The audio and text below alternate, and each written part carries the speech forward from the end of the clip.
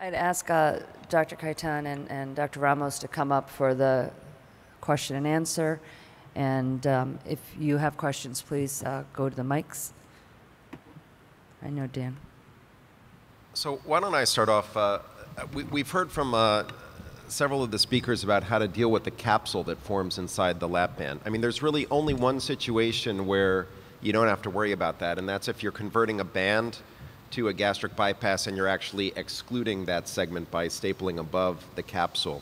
But my question to anyone who's brave enough to answer the question is, how do you actually deal with the capsule if you're going to leave it in place? So if you're going to convert to a bypass and leave it in the pouch, or if you're going to convert to a sleeve, do you leave it alone? Do you incise it? Do you remove the entire capsule? How do you approach that? Yes. I'm very proud to be part of this discussion because I could see that we could point exactly the difference in between the risk and the benefits of the conversions.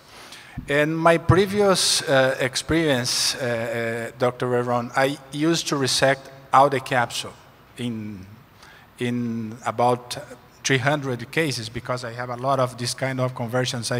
I did about 2,000 cases of bands in the past in Brazil.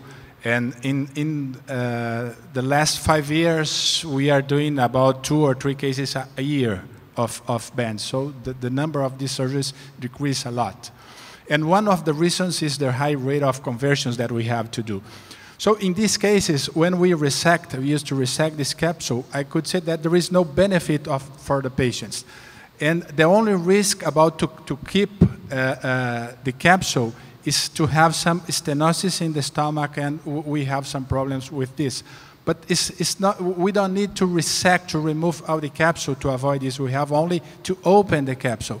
So what I have doing right now is only to remove the capsule in the part of the stomach that I will stapler on the tissue to have a good quality of the tissue.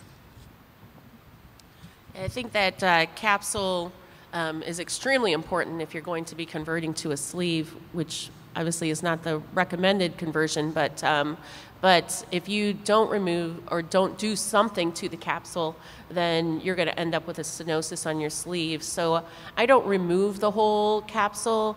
What I do is I just split it because as I remove the band, my first goal is take to the stomach back to as normal anatomy as possible. So by splitting it, I can kind of open up that stenotic area and kind of resume the normal anatomy.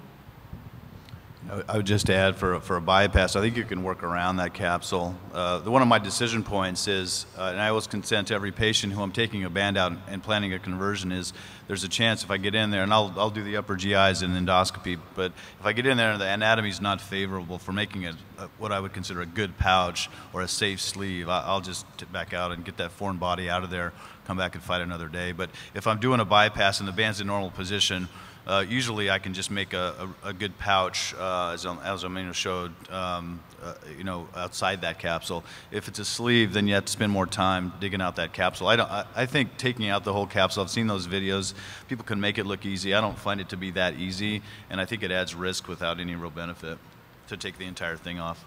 I have a question for Lena. You pointed out, and I do also obtain esophageal manometry on some of my patients, but what percentage of patients that you see that are problematic band, what percent that you're actually doing a conversion, do you get a manometry? And then of those that you get the manometry, roughly what percentage actually have dysmotility, and how does it affect your surgery choice?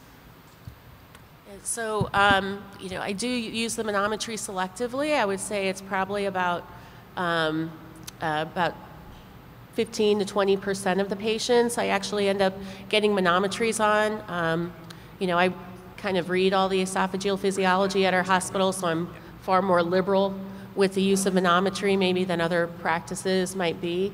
And I'm actually pretty glad I get that manometry because the majority of those patients will show some sort of esophageal dysmotility. Dr. Ramos nicely pointed out that, the band is not the esophagus's friend. and it does cause a lot of problems. So, you know, I've seen a lot of pseudoachalasia in these patients. You'll find a lot of tertiary contractions, and if the patient has any type of esophageal dysmotility, I will not do a sleeve. I'll do a bypass as my choice conversion. All right, well, I'd like to thank our panelists for joining us. We have to finish up because it's time for the Karl Storz lecture in the ballroom next door, and I'd like to thank our audience for joining us today.